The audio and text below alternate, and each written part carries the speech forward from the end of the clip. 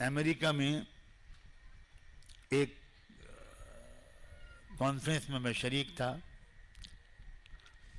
تو ویمن اور girl section میں مجھے ایڈریس کرنا تھا. 6-7 ہزار لڑکیاں تھیں امریکہ یونیورسٹی میں پڑھنے والی.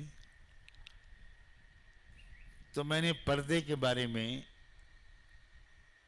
حیا اور حجاب کے بارے میں کچھ کہا.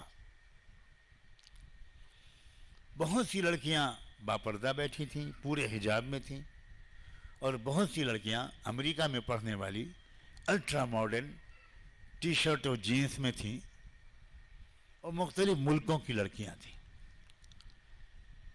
تو ایک لڑکی نے کچھ کھڑے ہو کر، جب کوشچن آنسر سیشن شروع ہوا، تو یہ کہا کہ میں کچھ سمجھ میں نہیں آتا میرے، یہ پردے کا جو سسٹم ہے مجھے تو یہ بہت ہی غلط سسٹم لگتا ہے.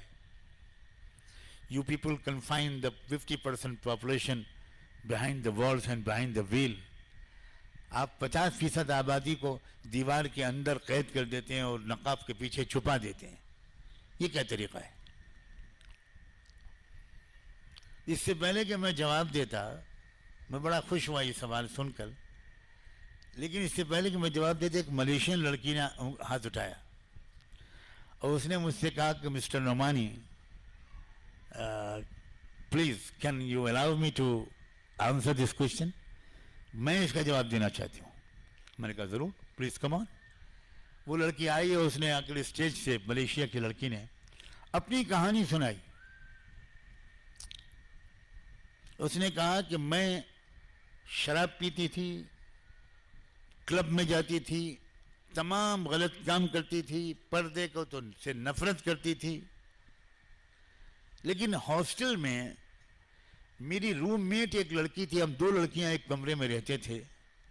میری کمرے میں جو لڑکی رہتی تھی وہ تہجد پڑھتی تھی، وہ نمازیں پڑھتی تھی، وہ تلاوت کرتی تھی، وہ رو رو کے دعا مانگتی تھی، بہت پردہ کرتی تھی.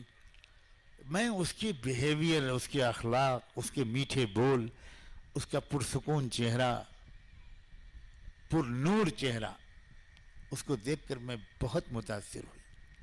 آہستہ آہستہ میرا دل اس کی طرف کھینچنے لگا. وہ مجھ سے کبھی کچھ نہیں کہتی تھی. She was so friendly, so sweet with me. کبھی اس نے مجھ سے کچھ نہیں کہا یہ تم کیا کر رہی ہو، گانے سنتی ہو، میوزک سنتی ہو. گٹار بجاتی تھی میں، اس نے مجھ سے کبھی نہیں کہا. وہ مجھے چائے پلاتی تھی، کافی پلاتی تھی. بہت پیاری لڑکی. کئی مہینے ہو گئے تو پھر میں نے اب اس سے کھل کر بات کرنی شروع کی. میں نے کہا کہ کیا بات ہے، میں شراب پیتی ہوں تب بھی میرے دل میں سکون نہیں آتا، ہر وقت میں ٹینشن میں رہتی ہوں، جی چاہتا ہے میں خودکشی کر کے مار لوں. میں لڑکوں کے ساتھ رات گزارتی ہوں، میں کلب جاتی ہوں، سب کرتی ہوں. تم دیکھتی ہو مجھے، تم مجھے ٹوکتی بھی نہیں ہو، منع بھی نہیں کرتی ہو. تمہارے کمرے میں شراب پیتی ہوں اور تم کچھ اور زندگی گزارتی ہو اور تم خوش رہتی ہو. ہر وقت تمہارے چہرے پر سکون اور اطمینان کی ٹھنڈی شبنم برستی رہتی. What is the secret behind your happiness and satisfaction? کیا راز ہے؟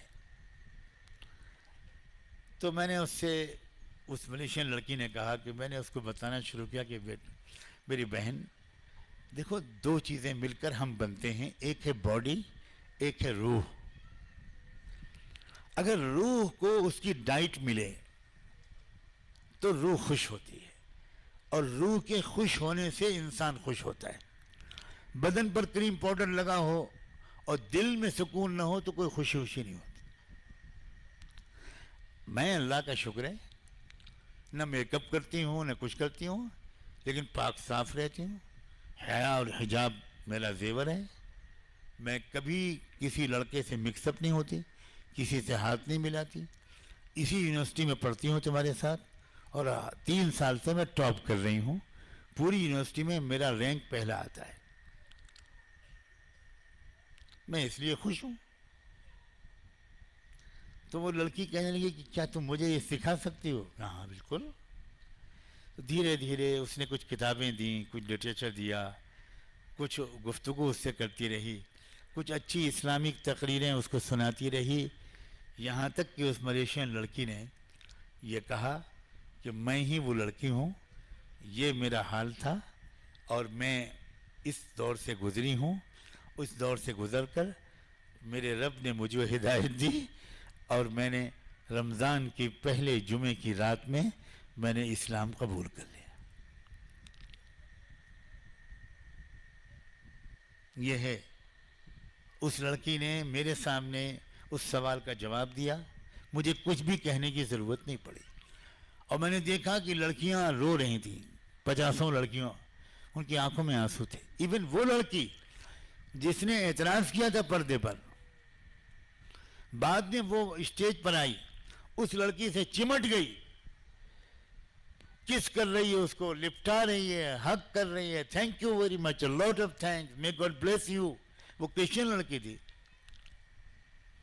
मैं अमेरिका से वापस आया, अमेरिका से वापस आने के एक हफ्ते के बाद मुझे उस सेंटर के चेयरमैन का फ़ोन आया कि मौलाना खुशखबरी ये है कि जिस लड़की ने आपकी तकरीर के बाद पर्दे पर एतराज़ किया था और मलेशियन लड़की ने उसका जवाब दिया था, इस वक्त वो हमारे सामने बैठी हुई है और अभी जुमे की नमाज के बाद उसने भी इस्लाम कबूल किया है।